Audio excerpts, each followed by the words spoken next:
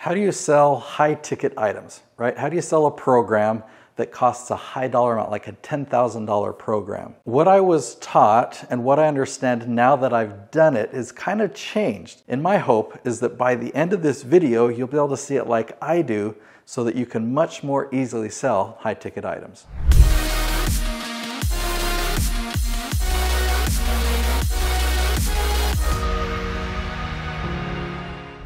The first thing that I want to talk about is a track record of success. Okay, so like a portfolio.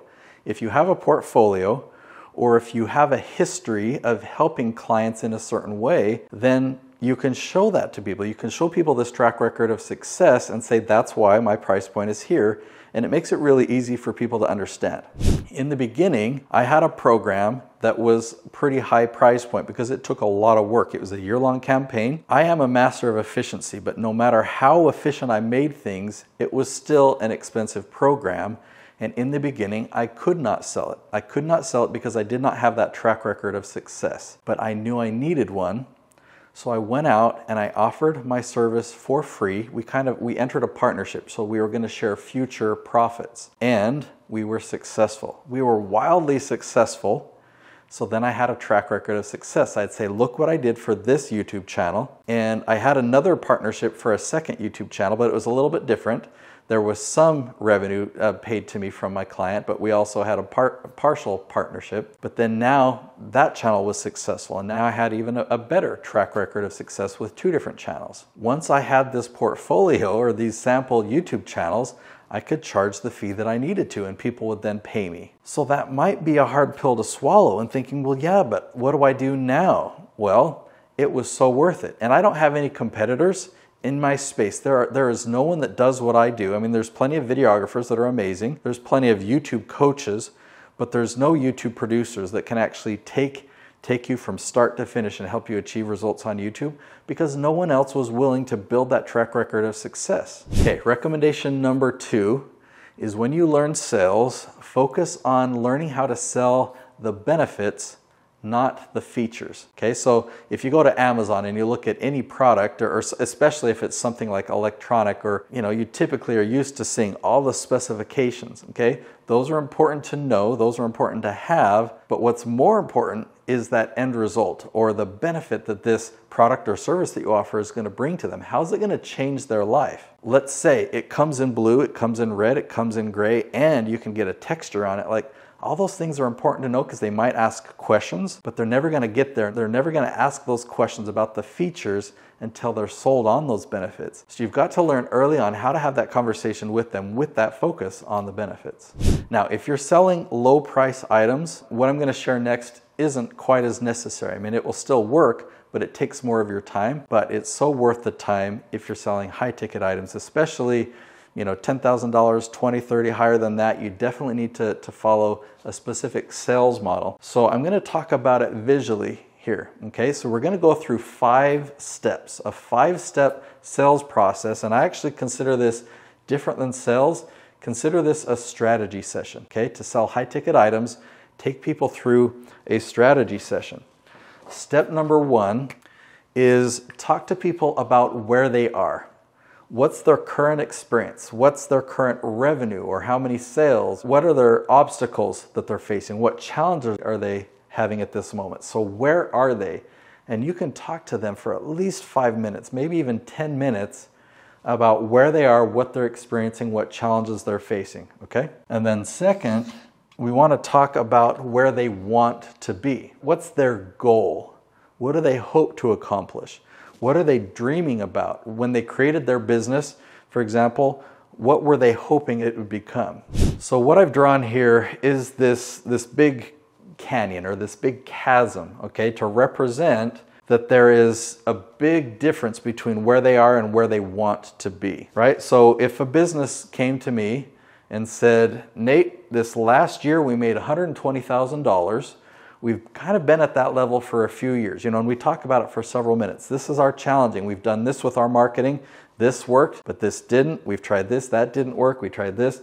So I get a clear picture of where they are. And then we talk about where they want to be. I really think that if we do things right, the market size, our ability to scale, whatever, I think $2 million is pretty realistic, right? And they paint a picture. This is why, we want to get there. This is what we can do. This is what we can handle. This is who we want to help. $2 million. That's our goal. $2 million a year versus, did I say 120,000 in a year? So then we need to really emphasize that there's this big chasm that's in their way. Like, we could ask questions like, well, what is it that's kept you from selling at that level or having that much revenue? Or what are the obstacles, about with your product? And so we really need to focus on that gap, okay? That gap between these two things. Okay, so number 3, we really need to acknowledge the gap. Okay, step number 4, we've got to address their desire. Like, how bad do they want it? I'll typically ask them on a scale. So on a scale of 1 to 10, how important is it for you to get there?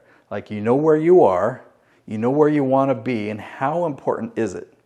I can also word it this way. If we were to fast forward 1 year from now and you stayed where you are right now, how would you feel? What would that be like? How big of a problem would it be if you're not here a year from now? So that gets them to acknowledge the gap a little bit more and gets them to express. We need to find out their desire. Now, step number 5 is this bridge. The bridge is a solution. Now, you have to have a solution. Your business truly needs to be able to help them get from here to here. If it does, then you can move on to step 5. If you don't have the solution, maybe you can give them a referral to somebody else that really can provide that solution, okay? But these steps need to be followed in order. If your solution is a high-ticket program, and that high-ticket program will help them get there, take the first 4 steps first. This is where they are, and you know where they need to be. They need to acknowledge the gap. They need to acknowledge that I'm not going to be able to do it on my own. I've been trying. I cannot bridge this gap. My desire is huge. I'm a 10 out of 10. I need to get there. So then when you present your solution, you're focusing on the benefit. The benefit of my program, no matter what the features are, is like, you know what? I've done this. I've got a track record of success. I've helped other people that were right where you were or right where you are, and I've helped them cross this. They are now there. They are now successful. I can help you accomplish that. And then you can present your program to them. You can present that solution.